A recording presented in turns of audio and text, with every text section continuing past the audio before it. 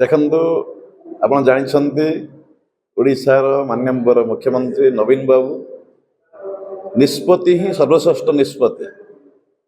ଏ ନିଷ୍ପତ୍ତି ଯାହା ବି ଆସିଛି ନିମାପଡ଼ାବାସୀଙ୍କ ପାଇଁ এটা ମୁଁ ଭାବୁଛି ସର୍ବଶ୍ରେଷ୍ଠ ନିଷ୍ପତ୍ତି। ମାନ୍ୟବର ମୁଖ୍ୟମନ୍ତ୍ରୀ ଯାହା ନିର୍ଦ୍ଦେଶ ଦେଇଛନ୍ତି ଆଦେଶ ଦେଇଛନ୍ତି ଆମେ ତାକୁ ଅକ୍ଷର ଅକ୍ଷର ପାଳନ କରିବା ଏବଂ ତାକୁ ନିଷ୍ପତ୍ତିକି ସ୍ୱାଗତ କରି ଆମେ ବିଜୁ ଜନତାକୁ ସର୍ବାଧିକ ଭୋଟରେ ଉତ୍ତୀର୍ଣ୍ଣ କରାଇବା ନିମାପଡ଼ା ନିର୍ବାଚନ ମଣ୍ଡଳୀ। ଇଏ ହେଲା ଆମର ମୂଳ ଲକ୍ଷ୍ୟ। ଟିକେଟ ଡିକ୍ଲେୟାର ପରେ ପୁଣି ସମାବେଶ କରିବେ ଏବଂ ଦଳ ବିରୋଧୀ କାମ ନୁହେଁ। ଦେଖନ୍ତୁ ବଡ଼ ଭାଇ ସମୀର ବାବୁ ଜଣେ ସାଂଗଠିକ କାର୍ଯ୍ୟକର୍ତ୍ତା, ଦୃଢ଼ ସଂଗଠିତ କହିଲେ ଅତ୍ୟୁକ୍ତି ହେବ ନାହିଁ ଏବଂ ତାଙ୍କର ନିଶ୍ଚିତ ଆଶୀର୍ବାଦ ରହିଛି, ଦଳ ପାଇଁ ଆଶୀର୍ବାଦ ଅଛି।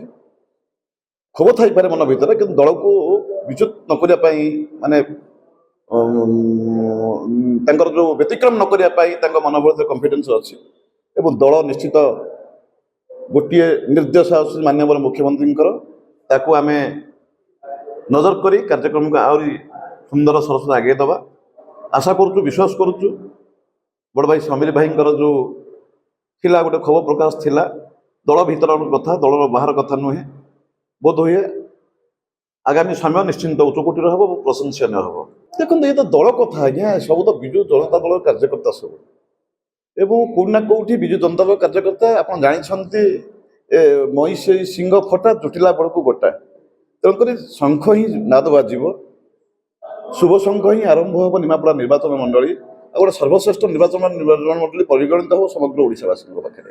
ଆଜି ହୋଇଥିବା ସମାବେଶରେ ସମୀର ଦାସ କହିଲେ ଦିଲ୍ଲୀପ ନାୟକକୁ କଣ୍ଡିସନ ରହିଥିଲା ଦିଲ୍ଲୀପ ନାୟକ ସହିତ ଯେ ସେ ଟିକେଟ ଦେବେନି କିନ୍ତୁ ଦଳରେ ରହିବେ, ସେଥିପାଇଁ ଆମେ ତାକୁ ଦଳରେ ସାମିଲ କରିଥିଲୁ, କିନ୍ତୁ ପରବର୍ତ୍ତୀ ମୁହୂର୍ତ୍ତରେ ଦିଲ୍ଲୀପ ନାୟକ ଟିକେଟ ନେବେ ଆଉ ଆମ ସହିତ କିଛି ଦୁଶ୍ମନୀ କାମ କରିବେ, କଣ କହିବେ? ଦେଖନ୍ତୁ ଏ ନିଷ୍ପତ୍ତି ମାନ୍ୟବର ମୁଖ୍ୟମନ୍ତ୍ରୀଙ୍କର, ନବୀନ ବାବୁଙ୍କର, ଏ ନିଷ୍ପତ୍ତି ଦିଲ୍ଲୀପ ନାୟକଙ୍କର ନୁହେଁ। ମୁଁ ତ ଆଜି ଆସିଲି, ଦଳରେ ପ୍ରବେଶ କଲି, ଅତୀତରେ ଭାରତୀୟ ଜନତା ପାର୍ଟିରେ ଥିଲି, କିନ୍ତୁ ମାନ୍ୟବର ମୁଖ୍ୟମନ୍ତ୍ରୀ ଯାହା ନିଷ୍ପତ୍ତି ନେଇଛନ୍ତି ସେଟା ସର୍ବଶ୍ରେଷ୍ଠ ନିଷ୍ପତ୍ତି, ଶେଷ ନିଷ୍ପତ୍ତି ଏବଂ ଆମେ ସମସ୍ତେ ତାଙ୍କ ନିଷ୍ପତ୍ତିକି ମାନିକରି ଆଗକୁ ବଢ଼ିବା। ଏ ନିମପଡ଼ାକୁ ସୁନ୍ଦର ସରସ ତୋଳିବାକୁ ଆମେ ସମସ୍ତଙ୍କୁ ଆହ୍ୱାନ କରିବା ଏବଂ ଶଙ୍ଖନାଦକୁ ଆହୁରି ବଜେଇ କରି ଡବଲ ଶଙ୍ଖ କାର୍ଯ୍ୟକ୍ରମକୁ ପୁରା ତ୍ୱରାନ୍ୱିତ କରି ସମଗ୍ର ରାଜ୍ୟରେ ଦେଖାଇଦେବା। ଷଷ୍ଠ ଥର ମୁଖ୍ୟମନ୍ତ୍ରୀ ହେବେ ଏବଂ ସମଗ୍ର ଭାରତବର୍ଷ ସର୍ବଶ୍ରେଷ୍ଠ ମୁଖ୍ୟମନ୍ତ୍ରୀ ଭାବେ ପରିଗଣିତ ହେବ, ସେ ଆଶା ବିଶ୍ୱାସ ଆମ ନିମାପଡ଼ାବାସୀଙ୍କର ହିଁ ଅଛି।